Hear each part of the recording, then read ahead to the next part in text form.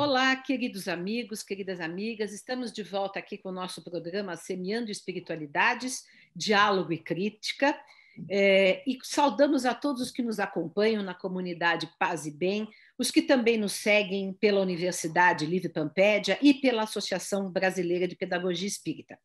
E hoje temos aqui uma convidada muito interessante que vai nos trazer novidades muito inéditas, que pouca gente conhece, né, no Brasil, pelo menos que eu saiba, que é a Márcia Bianchi, porém o nome religioso é Mavés Percy Queriduen, né? Queriduen, falei certo?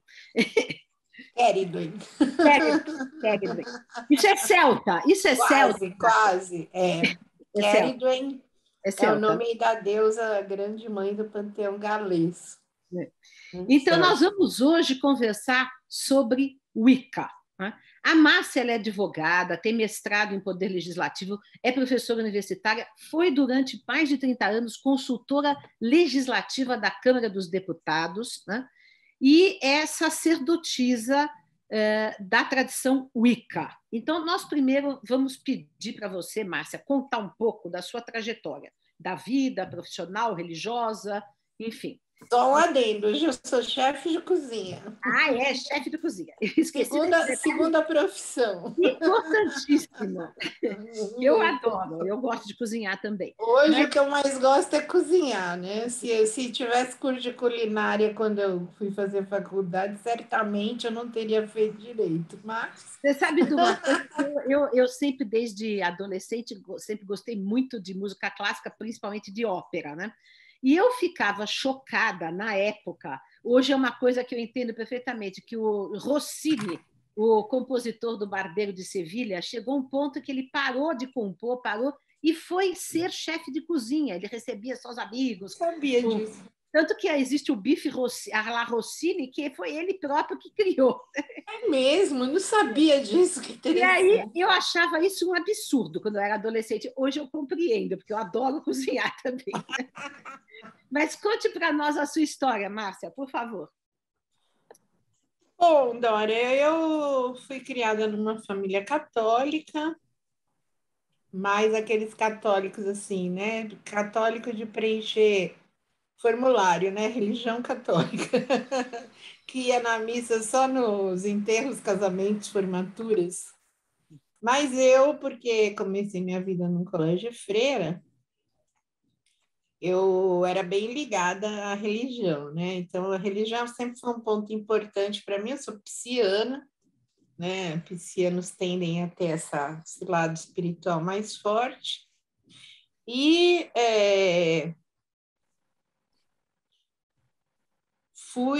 fiquei na Igreja Católica participando ativamente, né? Comunidades jovens, aquelas coisas, até uns 16 anos, quando eu me crismei. Quando eu fiz a crisma, de repente eu percebi que você tem todo aquele negócio de fazer curso, tal, uma reflexão, né? Eu percebi que aquilo ali não... Eu achava que a religião tinha que ser transformadora e eu comecei a achar que não transformava a minha vida entrar e sair de uma missa. Aí comecei uma peregrinação por todas as religiões que você possa imaginar, começando por todas as igrejas protestantes também, não era aquilo. Eu falei, bom, então vai ver que é fora do cristianismo.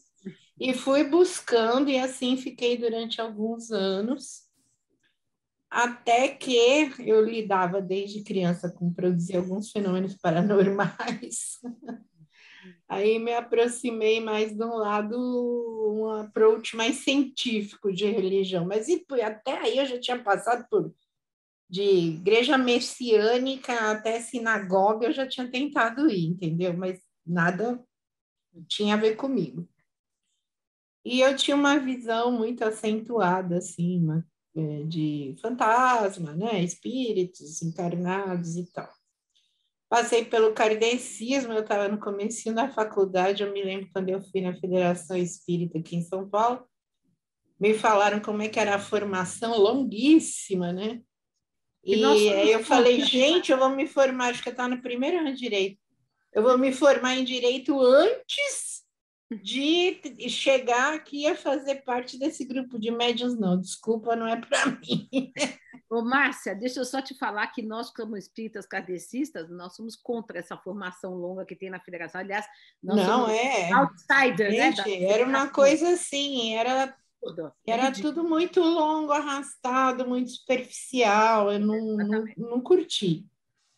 Toda... Aí, enfim, né, encurtando essa história, eu comecei a frequentar a Provida, que é um grupo Conheço. espiritualista aqui de São Paulo, que vocês devem conhecer, e fiquei muito feliz, aprendi muita coisa na Provida, principalmente desenvolvi minha clarividência, já tratada de um aspecto mais científico, né, científico entre aspas, né, esse cientificismo esotérico que a gente tem acesso, New Age, né, e depois disso, eu acabei indo para a Umbanda, porque a visão de espíritos desencarnados era muito frequente, e além de ver, eles começaram a me buscar para conversar, né?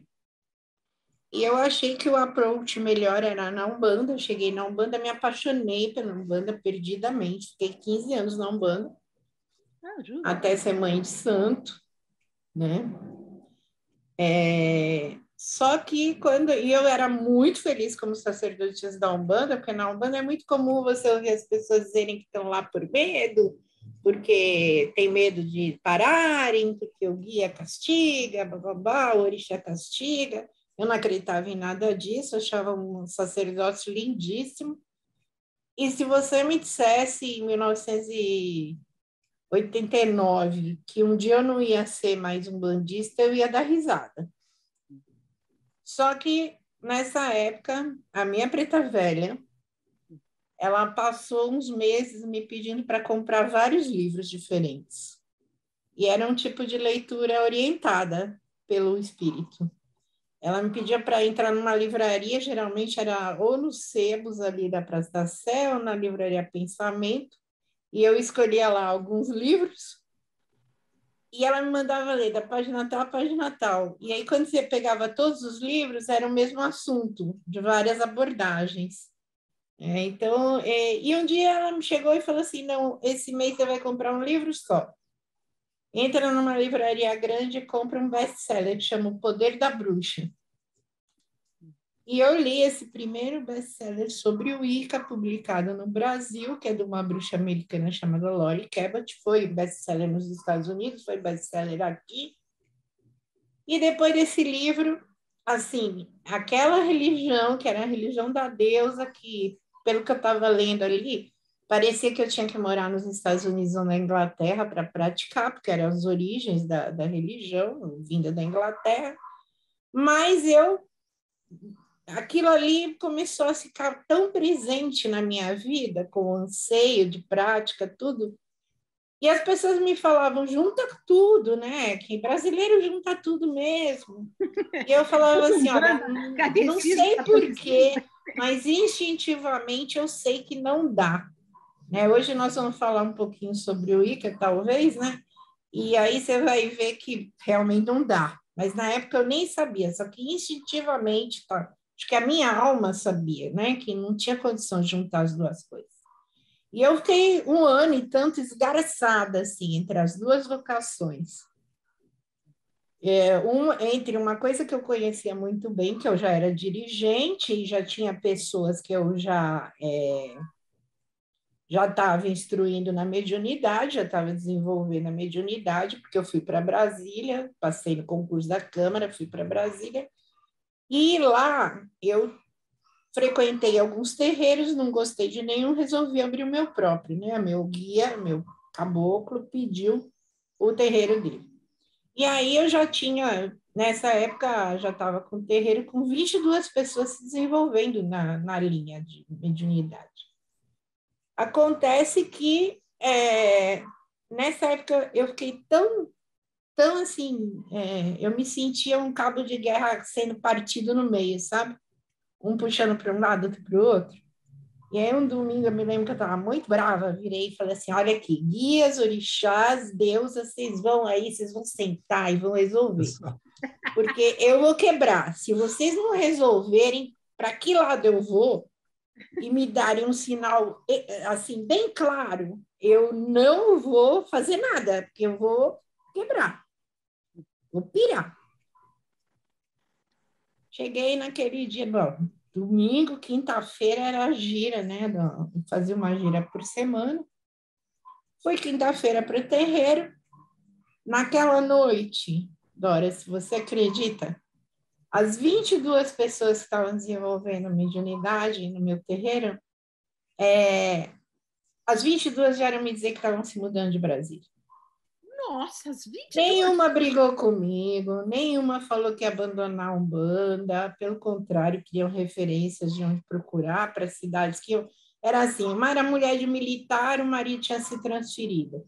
A outra passou no vestibular em Belo Horizonte. A outra, minha mãe adoeceu, pediu para eu morar no Nordeste. As 22 pessoas, na mesma noite, vieram me comunicar que estavam se mudando.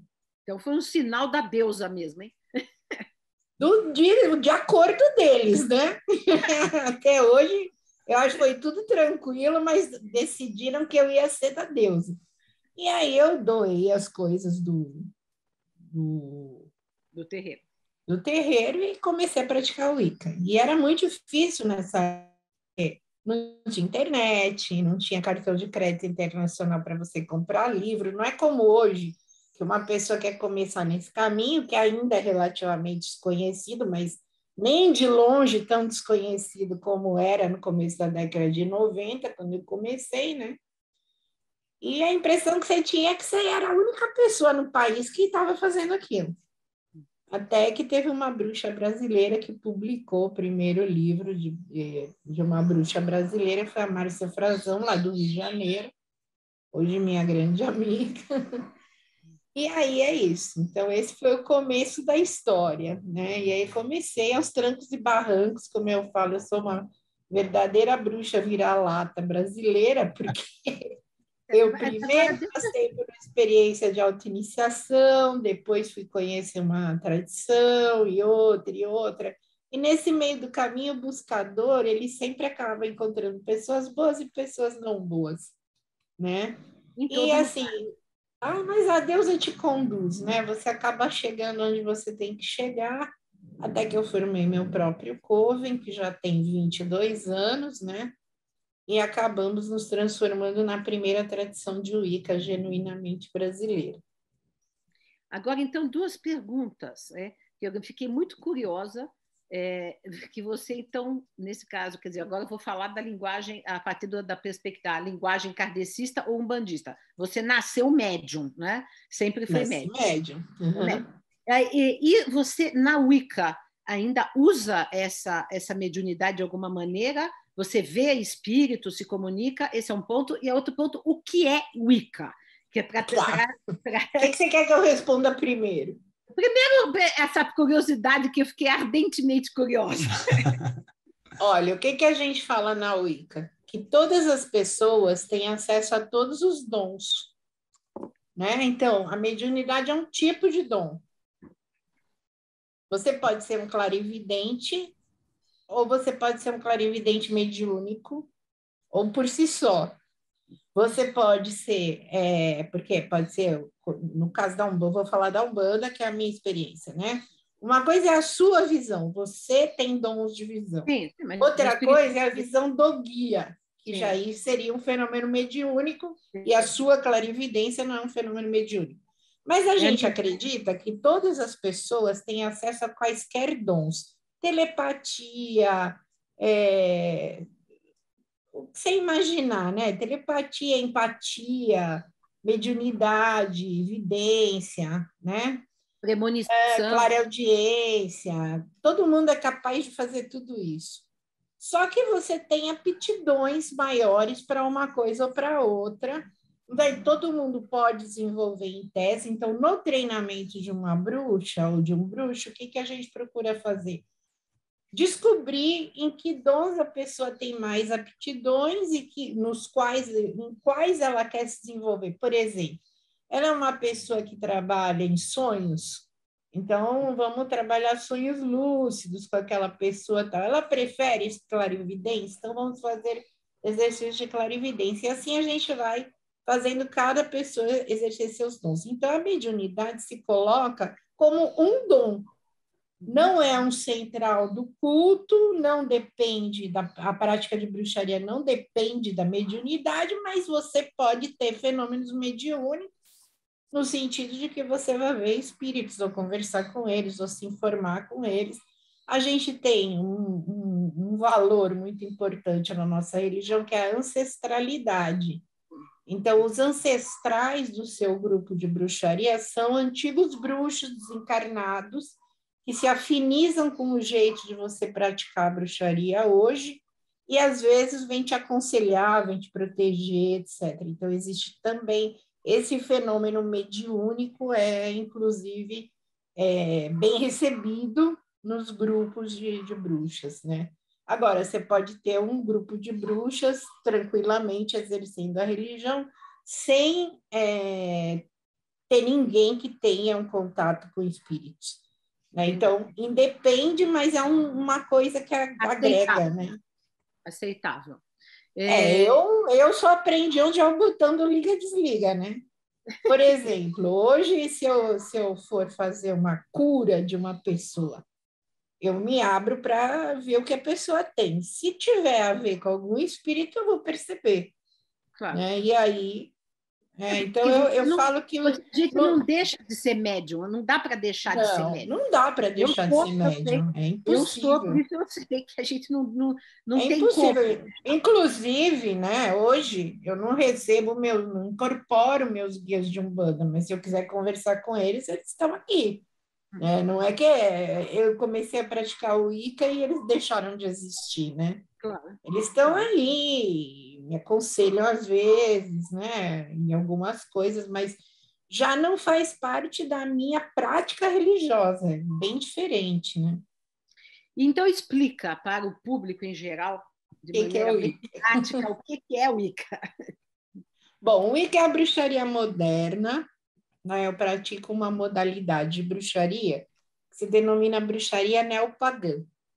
É uma religião ecocentrada, né? Então ela é centrada na Terra, nos ciclos da Terra e da natureza em geral, que vê a divindade principal que a gente cultua, que a gente chama de a deusa criadora de tudo. Nós não acreditamos num Deus Pai criador de todas as coisas, mas uma deusa mãe criadora de todas as coisas, que aí é a grande diferença desse tipo de crença. Não é transcendente à criação. Deus é imanente à criação. Então, o que significa isso? Vamos usar a religião cristã como exemplo. Está lá no Gênesis. Deus criou o mundo, deu para o homem um lugar especial, porque o homem é mais parecido com a divindade do que os outros seres. Mas o Criador está fora da criação, ele não é a criação, ele transcende a criação. Na Wicca, a gente não acredita nisso. A deusa é a natureza, então a deusa é a realidade material. Então, o que eu chamo de divindade ou deusa é o universo, tá? Então, nada do que existe está fora do corpo da deusa. Eu, você, o cachorro, o gato, o computador, o seu óculos, os livros atrás de você, a luz, o ar, as estrelas, tudo é a deusa. O coronavírus é a deusa, Hitler é a deusa. As coisas que você ama ou que você odeia, tudo que existe, tudo que você possa conceber como o todo universal, é o corpo da divindade que nós cultuamos. Então, a deusa é imanente às coisas materiais. Isso deixa o homem, a espécie humana, numa posição igualitária dos outros seres. Eu sou tão importante para a deusa quanto uma ameba ou um cometa. Então, o homem não tem um lugar especial na ordem das coisas, E a gente trabalha com as coisas da natureza como uma questão de irmandade. Então, eu não mando nas forças da natureza, eu faço magia, porque a nossa religião é uma religião centrada em atos mágicos, principalmente da própria autotransformação. Então, se você cultua essa deusa que é imanente, a sua relação com as coisas e com o mundo, ela se modifica muito. O mundo não é mais mera matéria e o espírito é mais importante. Para nós, diferente para vocês, kardecistas, espírito e matéria são indissociáveis, eles são uma coisa só. Então, a gente não acredita que a matéria morre e o espírito prossegue. A gente acredita que o espírito a matéria é tão imortal quanto o espírito, porque ela só se transforma. São noções completamente diferentes Mas eu não vejo tanta diferença assim, porque, assim, não sei se... eu estudo muito as religiões, né, todas, embora eu seja kardecista, mas há, na verdade, mesmo no cristianismo tradicional, né, e também no espiritismo, que se considera cristão, mas uma nova releitura, um aspecto imanente de Deus. Deus não é só transcendente, é imanente também. Está em todas as coisas, está em nós também, né? Então, essa coisa que só é transcendente, não, é imanente também. Tanto que Paulo de Tarso dizia, em Deus estamos, em Deus nos movemos, né? Então, sim. Também essa coisa... Isso é uma coisa que eu explico.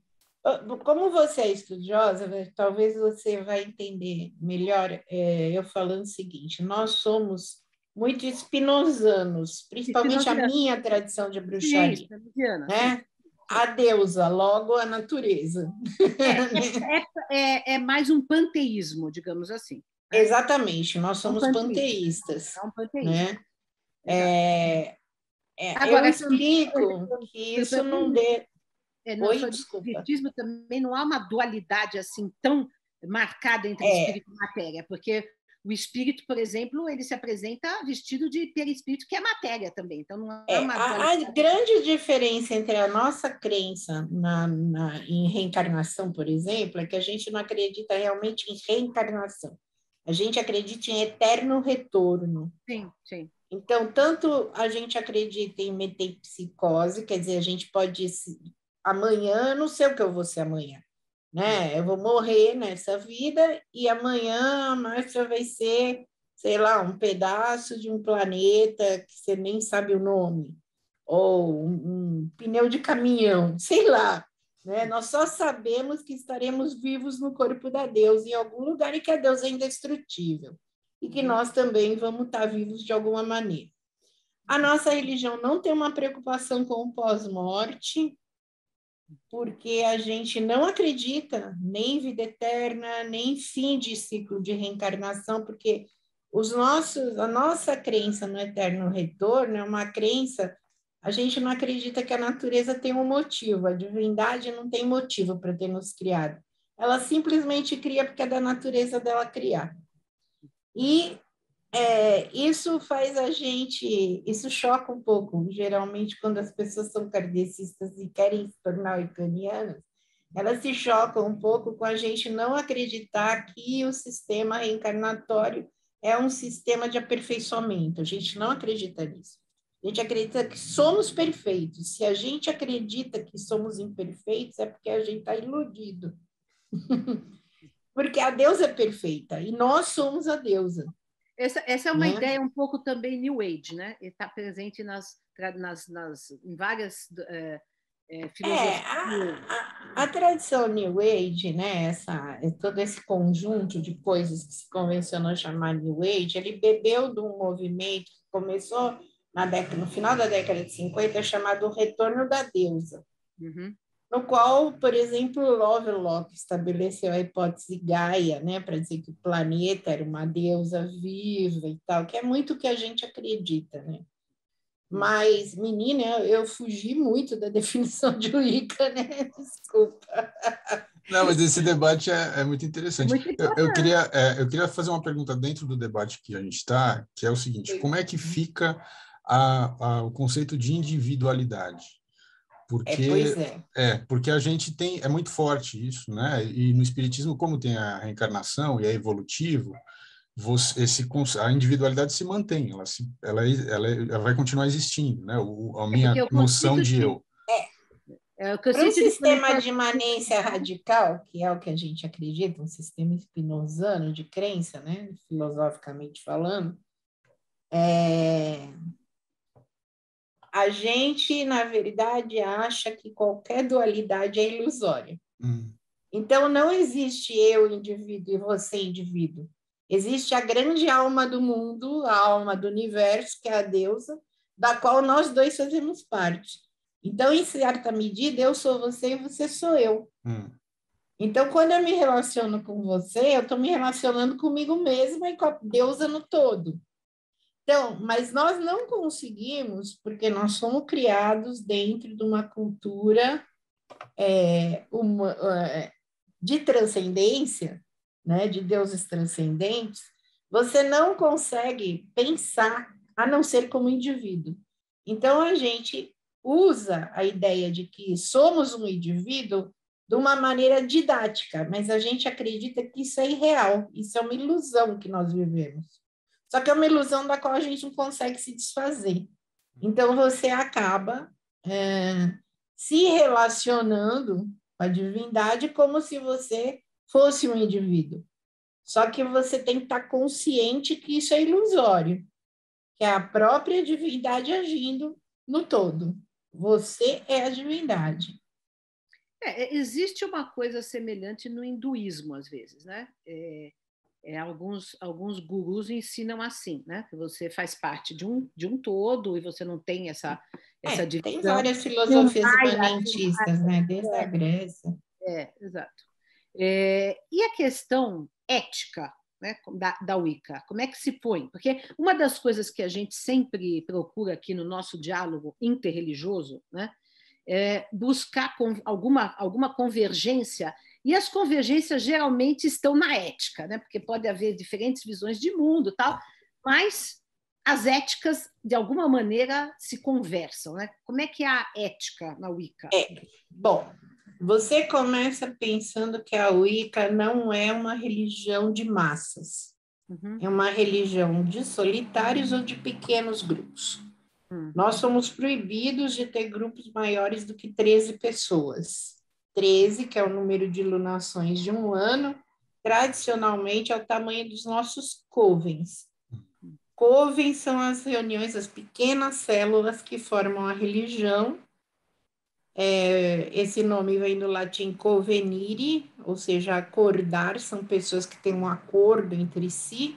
E que acordo é esse? Que elas vão fundir as suas vidas para se apresentarem para a deusa como se fosse uma pessoa só, reunindo os seus saberes, as suas características boas e ruins, mas tentando ao máximo o quê? O que busca uma sacerdotisa ou um sacerdote da Wicca, uma bruxa ou bruxo ucraniano?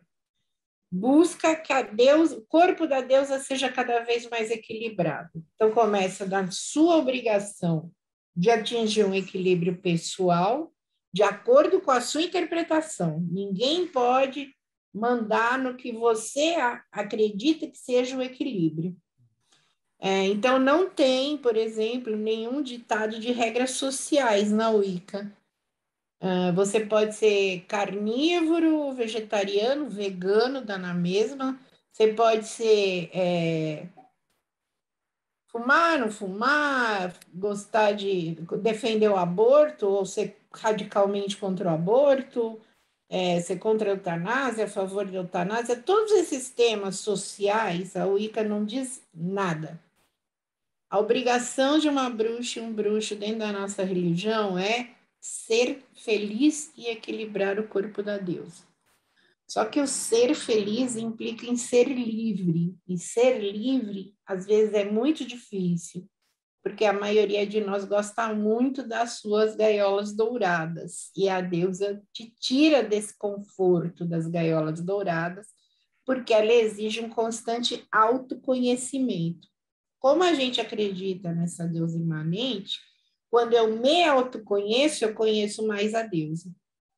Então, a obrigação de fazer do autoconhecimento uma prática do dia a dia, tá? É essencial na formação e na vida de uma sacerdotisa ou um sacerdote na nossa religião, né?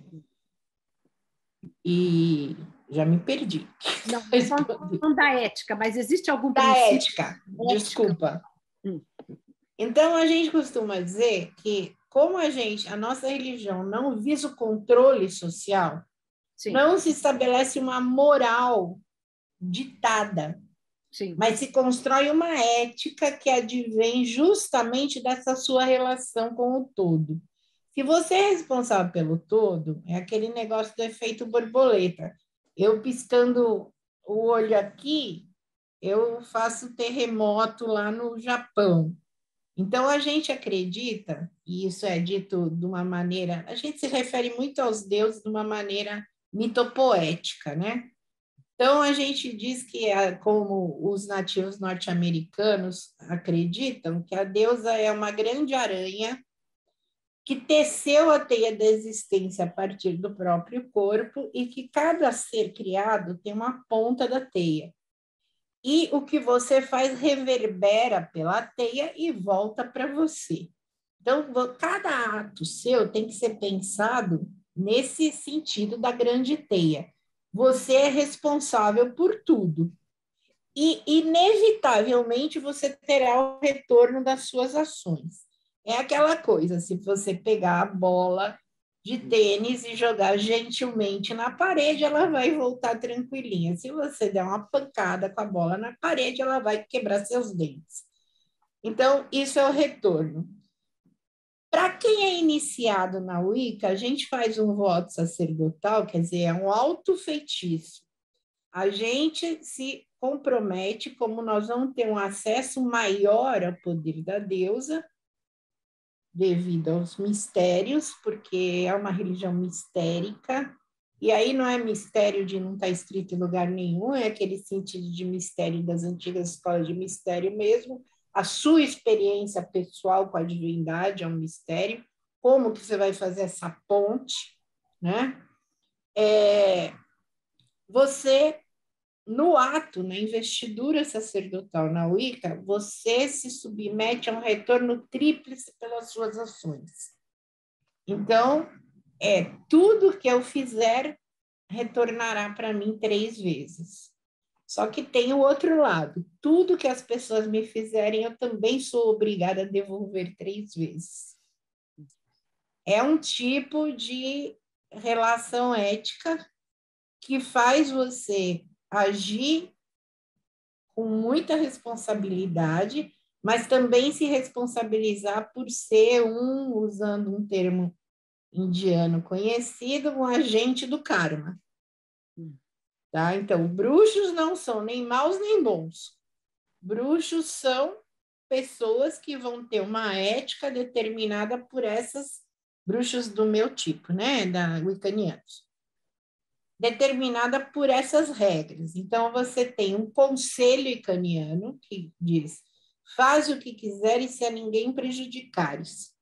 Então, você já pensa, se você prejudicar alguém, você receberá 3 vezes isso de volta, né? E o retorno tríplice. Então, eu me submeto ao retorno tríplice. Mas isso também, por exemplo, então, se alguém te prejudicar, você vai devolver 3 vezes, é isso? Não, não é que eu vou, eu sou obrigada a. É difícil entender um pouco isso, mas eu sou obrigada a. Só que tem que ser no estrito limite do agravo. Se eu passar 1 milímetro, eu já respondo 3 vezes mais. Tá? Então, mas uma questão que me ocorreu agora é como existe alguma ideia dentro da Wicca de abordar a questão do adoecimento psíquico? Porque, assim, as pessoas que vão aderir às religiões, isso também é um problema em todas as religiões, na verdade, né? Claro. Elas são pessoas que tiveram uma história, uma vivência, elas carregam com elas bagagens. Claro. Essas bagagens vão influenciar na forma como elas conseguem, por exemplo, expressar amor, entender o que é o amor, por exemplo, isso, entre outras mil coisas. Na Wicca existe essa grande liberdade, quer dizer, é muito a partir da subjetividade de cada indivíduo, de percebendo o que é melhor, o que é pior. Mas essa subjetividade ela está submetida a esses traumas da infância ou questões que a pessoa carrega. Então, como que isso existe uma abordagem sobre isso? Quer dizer, porque as pessoas podem Olha, deturpar, Maurício, né? Por causa dessas bagagens. A gente parte do seguinte pressuposto: a pessoa que vive ao sabor do inconsciente, ou sujeita a coisas forças da psique que ela não conhece, ela é um adormecido. E a gente define um iniciado como um desperto. Entendi. Ou seja, a diferença entre um não iniciado e um iniciado para nós é a diferença entre uma pessoa que se assenhora dos seus processos internos ou não. Entendi. Então, quer Tá? dizer, a Então, pessoa por precisa se abrir exemplo, para se olhar e ver essas questões todas para exatamente. poder ser um desperto. Para você ter uma ideia, na tradição diânica do Brasil, eu, pessoalmente, como iniciadora, tenho a seguinte exigência para todas as pessoas que estão treinando comigo para ser sacerdotes ou sacerdotisas. Vocês precisam estar num trabalho de autoconhecimento com psicólogo. Muito legal. Não é meu papel ser sua psicóloga. Eu fiz até formação em psicologia junguiana, eu fiz uma pós em Jung, porque além de ter mais de 30 anos de análise, eu ser analisada, né, por um junguiano, eu sou apaixonada pela obra de Jung e acho um excelente norte para o autoconhecimento. Então, eu uso a terminologia, as categorias até porque Jung, ele acredita nessa coisa da alma do mundo, né? Sim. O que ele chama de processo de individuação na obra dele, na verdade, é um processo de integração ao todo, né? De compreensão do todo. O Jung era um bruxo, né? O Jung era um bruxo. Para mim era mesmo, mas é por isso que ele é execrado pela academia, né? Então, ele é muito marginalizado pela academia, né? Então, Maurício, o que acontece? Eu já espero que a pessoa trate todas as questões psicológicas com o psicólogo, mas ela vai aprofundar essas questões no trabalho sacerdotal. Por quê?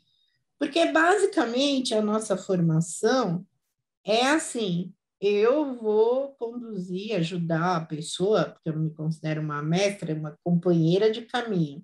Só que eu já passei por esse caminho antes e sei quais são os percalços, né? E posso aconselhar. Mas a ideia é assim: então vamos trabalhar um tema lá da culpa.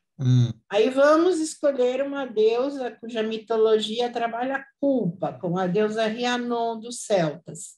Tem uma história bem interessante. É uma deusa que é uma deusa fada, que queria muito ter seu filho. Aí nasce o bebezinho e ela fica 3 dias sem dormir, mas depois ela sucumbe ao sono. E as amas de leite, né, da rainha, fada, tal, estão lá cuidando da criança, mas a criança some, é raptada por um outro deus fada. E aí, quando ela volta, quando ela acorda, as amas ficam doidas porque não acham a criança no berço, pegam um cordeirinho, matam, sujam de sangue os coeiros e o rosto dela. E dizem para o rei que ela comeu o bebê. E aí, o que acontece? Ela se sente extremamente culpada. E sem dizer nada, ela aceita aquela culpa e ela é levada a um castigo. Qual era o castigo? O rei manda ela ir para fora da cidade, para fora dos muros do castelo, e esperar qualquer pessoa na estrada. Quando chegasse uma pessoa que estivesse dirigindo a cidade, né, do castelo deles, ela tinha que contar a história dela e dizer que a culpa dela era expiada por aquele castigo que era carregar todos os passantes nos ombros até entrar na cidade. E assim ela submete vários anos aquilo, até que ela descobre que o filho volta, que o filho cresceu bem em outro lugar, etc., que tinha sido só raptado. Então, ela aceita a culpa que foi entregue para ela. O castigo. Pelas amas, né, Uhum. que queriam se safar de problema. Ela aceita a culpa de ela se achar culpada de ter comido o bebê, e aceita aquele castigo horroroso imposto pelo marido. E, através disso, dessa história, a gente vai trabalhando os diversos tipos de culpa que a pessoa sente. Né? Só que como que ela vai fazer isso? Ela vai fazer um ritual, entrar num contato profundo com essa deusa e vai trabalhar as questões da vida dela dentro dessa história. Né? Então, é todo um trabalho em que tem até uma parceria, né? O que você levanta no trabalho mágico, a pessoa leva para o consultório do psicólogo. As questões que ele levanta lá vêm para cá e são tratadas como sagrado, e aí numa meditação ou num trabalho de transformação qualquer, que a gente faz vários, a pessoa acaba dando um up, assim, que ela levaria anos no consultório tendo insights, do psicólogo, né? Vai limpando. Então, é assim que vai se construindo o autoconhecimento. Dentro desse sistema, é muito difícil você encontrar uma pessoa que acabe fazendo uma coisa muito doida, assim, muito fora de padrões éticos normais, né? Falemos de normalidade. Mas porque a gente defende valores como a vida, são valores absolutos. A vida, a liberdade, o respeito ao outro, a diversidade. Então, esses valores universais são valores para bruxas também, né? Claro que são, né? Senão a gente está contrariando a própria história da deusa, né? Eu acho interessante, já que a gente chegou nessa questão dos valores, também falar, então digamos assim, a filosofia Wicca seria incompatível com uma visão conservadora, de extrema-direita, opressora, que é o que nós estamos observando, um retrocesso no Brasil e no mundo, em muitos lugares, né? Infelizmente. Gostaria que você comentasse isso um pouco, porque nós estamos aí no meio desse pesadelo, né? Gostaria que você só um adendo, quer dizer, as religiões cristãs, elas têm partes, né, dos adeptos que vão para esse lado do conservadorismo, né? Isso está bem claro na nossa sociedade atualmente. O cristianismo, gente, ele é muito maniqueísta, né? E que é uma coisa que a Wicca absolutamente não pode ser. A gente não é nem dualista, quanto mais maniqueísta, né?